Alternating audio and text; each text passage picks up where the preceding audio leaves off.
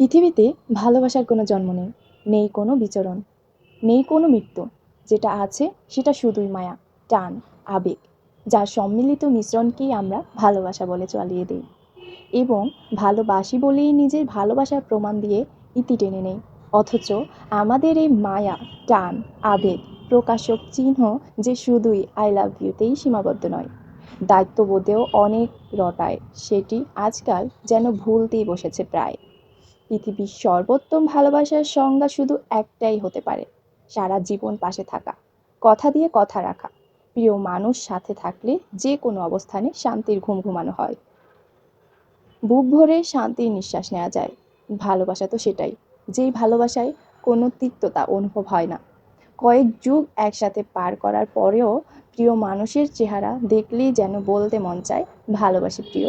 বেশি আশা করলে পাওয়া যায় না।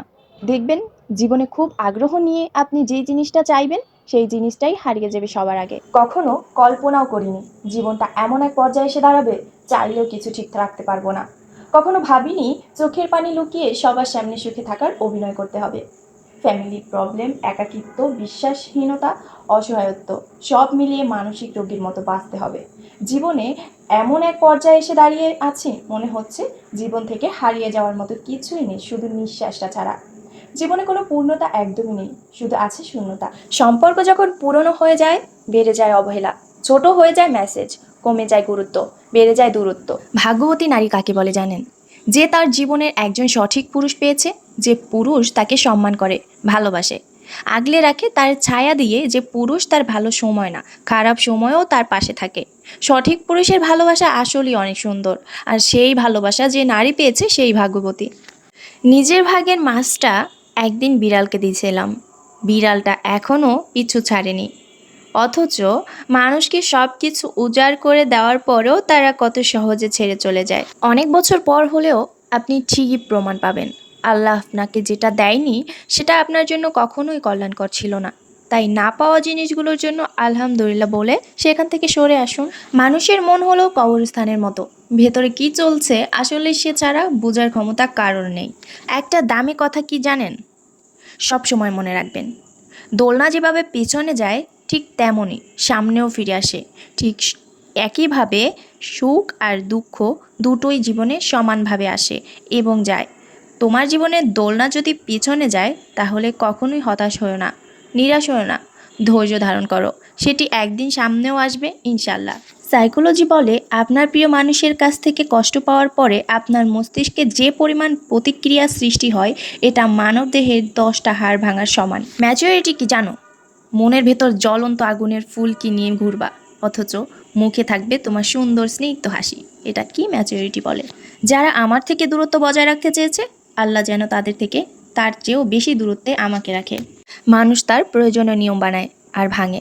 চায়ের কাপে মাছি পড়লে চা ফেলে দেয়, আর ঘিতে মাছি পড়লে মাছি ফেলে দেয়। আসলে কথাটা হলো যে আপনাকে যতটুকু গুরুত্ব দেবে, আপনি ততটুকু গুরুত্ব পাওয়ার পরে যদি বেশি পাত্তা দিয়ে ফেলেন, তারপরে দেখবেন তার আসল রূপ। একসময় দেখবেন যখন আপনি তাকে পাত্তা দেন না, তখন সে এসে আপনার সাথে পাত্তা পাওয়ার জন্য অনেক আকুতি মিনতি করবে। কিন্তু যে একবার যায় তাকে মানা যায়, কিন্তু যে বারবার যায় তাকে কেন ফিরিয়ে আনবো বলেন? আসলে কথা হচ্ছে, যে আপনাকে ভালোবাসে আপনি তার কাছে যান, আপনি যে যাকে ভালোবাসেন তার কাছে নয়। ভালোবাসলে ইগোর কাছে মাথা নত করতে হয়, হাঁটু গেড়ে বসে বলতে জানতে হয়, তোমাকে ছাড়া আমার চলবে না মোটেই, তুমি থেকে যেও প্লিজ আমার বাহুর পাশে, বুকের মাঝে। কিছু মন খারাপের কোনো ব্যাখ্যা হয় না, শুধু বুঝতে পারতেছি কিছু ভালো লাগতেছে না। আর এই মন খারাপের কারণ কাউকে বোঝানোর মতো ক্ষমতাও আমার নাই। ভালোবাসা পেতে গেলে একটা মানুষকে ভালোবাসার পাশাপাশি যথেষ্ট সময়, প্রায়োরিটি এবং যত্ন, আত্মীয় উপহার দিতে হয়। শুধু মুখে মুখে ভালোবাসি বললেই সে ভালোবাসা কখনোই কোনো সম্পর্ক টেনে নিয়ে যেতে পারে না।